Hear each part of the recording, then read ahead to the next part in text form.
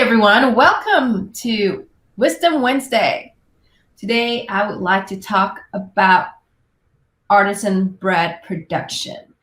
And this is one of my favorite topics because it falls under the clean label umbrella, because a lot of people perceive artisan bread as clean label, and I particularly like this category of bread because it falls on the parameter of the grocery store, right? So the parameter of the grocery store is always perceived as fresher products and more naturally organic, clean, okay?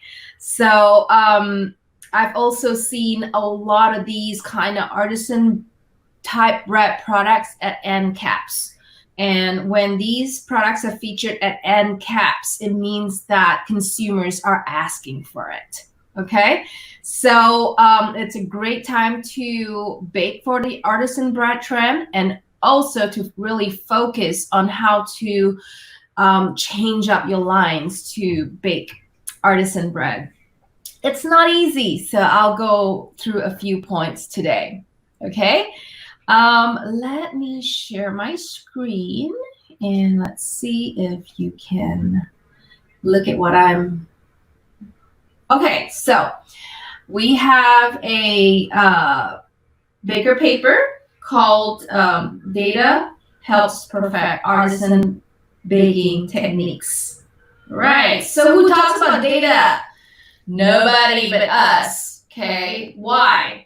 Because we feel it's important in everything that you bake. There needs to be data and strong, concrete data to replicate what you're doing at commercialization runs and to make sure that quality remains consistent. Okay, so this is how you do it. And we particularly wrote this paper on artisan bread because we believe that artisan bread is going to be the next trend that's going to require this data. All right. So let's bring it back to the basis. What is artisan bread? Okay. In this paper that I outlined with the link below, we talk about it's handcrafted. It's, it has a nice cut on top. It looks handmade. Unfortunately, there's no FDA regulation on what constitutes an artisan bread. And this continually comes onto my plate for discussion. Bakers reach out to me and say, hey, Lynn, we should really regulate this term. We should really regulate what artisan bread is. I still remain on the fence on that. Mainly because what I've seen done to the market in France and other European countries, is really limiting. But yet it holds the standard up in these countries. Like if you go to France and you ask for a baguette, you are guaranteed a baguette, right? You're not guaranteed this funny long shaped thing that looks like a baguette on the outside and it looks like a white bread on the inside, right? So baguette production and how you can call a baguette is really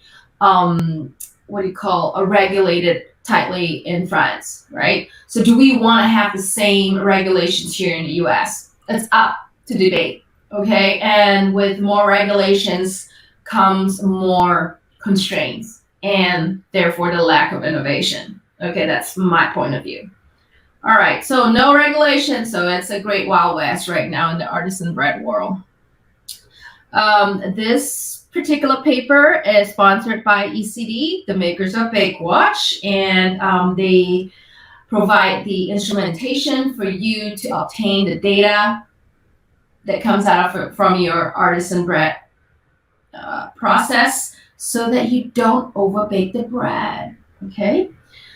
In this paper, we talk about why is artisan bread so special, okay? We talk about the lean formulation, the use of sourdoughs, what happens before proofing, and how is the bread baked. steam injection is important. There's a clear difference between the texture and the crust. I think that is like the most objective texture characteristic that we can define. The crust of the artisan bread is significantly different from the interior of the bread. To me, when you tell the customer that it's an artisan bread, they are expecting to see the difference. Okay. The product usually has open crumb with irregular holes, and the loaf is usually really aromatic and fragrant. Okay. Like I said, that's no definition to artisan bread, so that's, I'm gonna just leave it up to you guys right now to go make your artisan bread freely. Go roam, go create, go innovate. All right, so in this particular paper, we shared a simple rye bread formula for you if you're interested in dipping your toes into rye bread, artisan style. And you get to see what it looks like and what you need. Okay, so our formulation tip for artisan bread is the reason why we are able to use no or little dough conditioners in artisan bread production is because of the long fermentation times. Okay, now when you ferment those 8 to 15 hours, you really go in and you open up the gluten and you put the water molecules on the gluten, and the acids changes everything. It manipulates the gluten and makes it more malleable to machining, to depositing, to sheeting. So fermentation, long fermentation, is actually dough conditioning itself. Okay, somehow industrial bakers in the 80s and the 90s forgot about that, right? They rely on dirty sounding chemicals like potassium bromate, ADA, to do the dough conditioning for them, right? While artisan bread trend is showing these bakers that, hey, fermentation is going to do the work for you. Therefore, cleaning up is much easier. Add in fermentation in your artisan bread process, and you are going to continually hear me say that. Okay? Fermentation, dough conditioners. Dough conditioners. Want to use more dough conditioners? You can cut back on your fermentation. Okay? It's give and take. All right. So, what do you need for processing artisan bread? The equipment is the other really important part of it. Okay, so we outline the processing steps for you so that you will understand what kind of equipment you need. All right, it is particularly important for you to focus on low stress equipment. Okay, why? Because a lot of bakers try to put this through their high speed lines, and at the end of the line they get a small uniform crumb grain. And what do?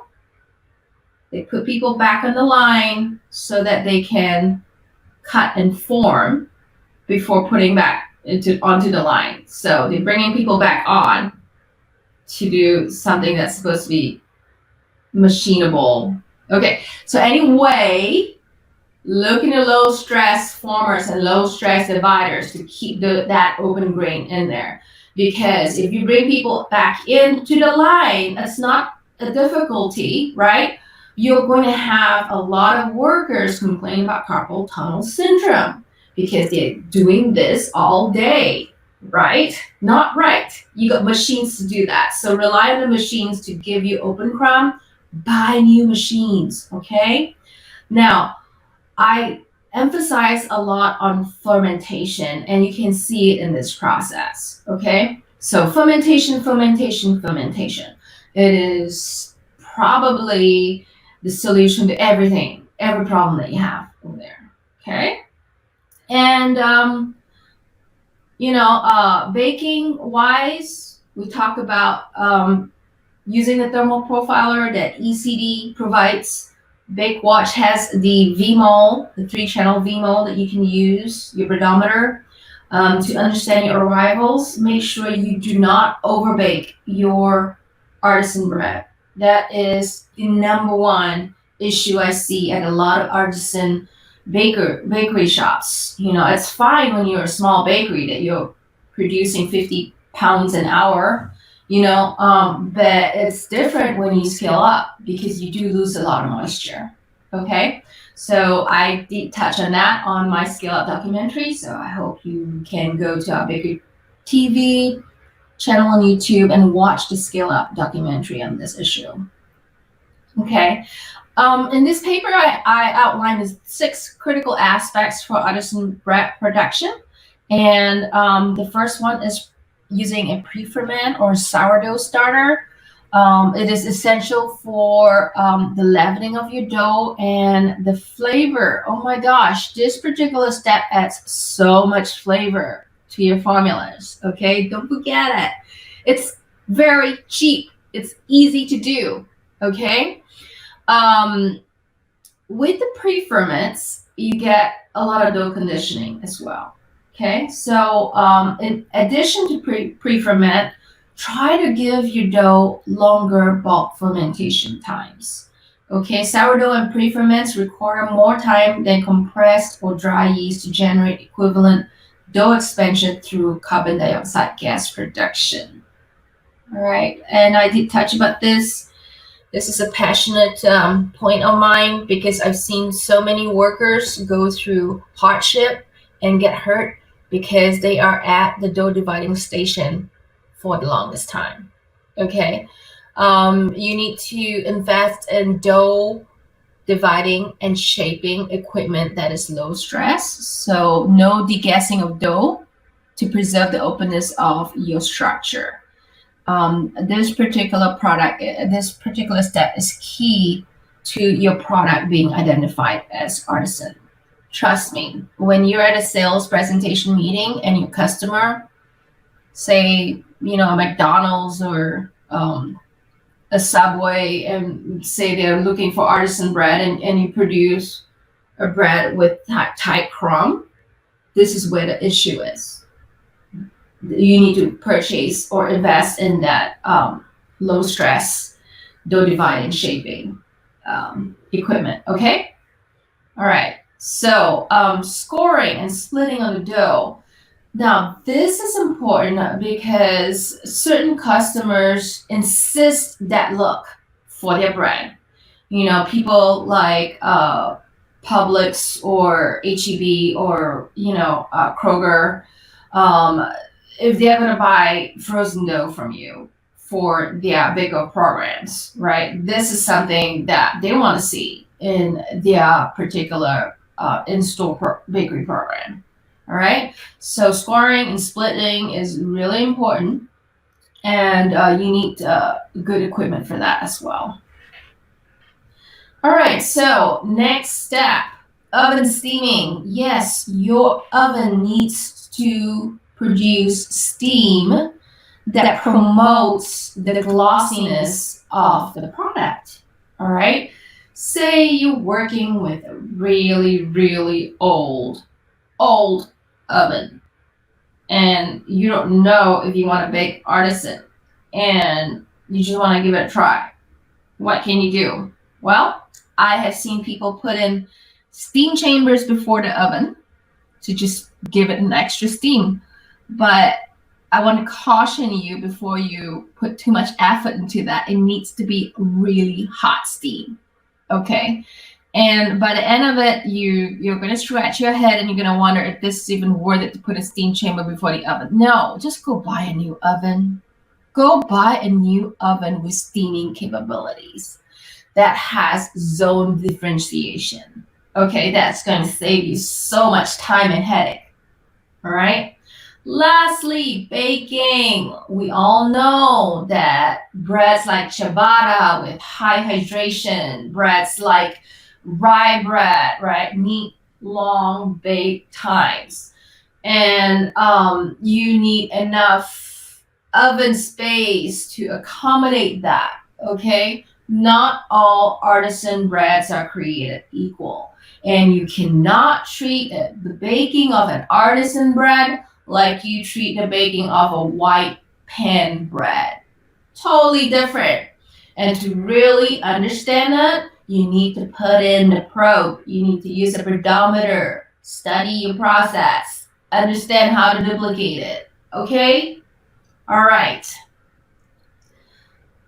Okay, so we recommend thermal profiling to regulate your heat transfer because all breads are different. Certain bakeries put in your bread when it's cold, certain bakeries put in your bread when it's room temperature. So the best kind of bakeries, hint, hint, the best kind of bakeries put in your bread warm after the proofer. Okay? So get there, people. Regulate it through thermal profiling. Okay, your internal temperatures are really important when you bake the bread. Okay, so here in this part of the paper, we highlight the events that happen between a artisan bread and a pan bread. Okay, so get down to the nitty gritty and understand it before you start your R&Ding on these things. Okay, so we highlighted some more quality improvements in this paper, and that we later answer some of the questions that come across the website concerning artisan bread. So we have a whole bunch of information for you on this paper. So if you like what you see here, go down to the link below and click and download that paper. Okay, it's really beneficial for you, especially if you want to start baking artisan bread seriously. All right, so that's it for today. I want to invite you to our next seminar, which I believe is July 22nd. Anyway, go to our website, bakerpedia.com/academy, and sign up for the seminar. It is sponsored by Venezia, and Venezia is the producer of chia seeds and chia flour, which is really beneficial to help you improve the fiber in your artisan breads. Okay, so Mark's gonna lead that one because he is a master baker. He knows how to bake with chia. All right, he actually knows how to bake with anything you throw at him. Okay, so thank you today for joining me on Wisdom Wednesday, and I will see you next on our next Bake Review in July. Have a great summer, everyone. Bye.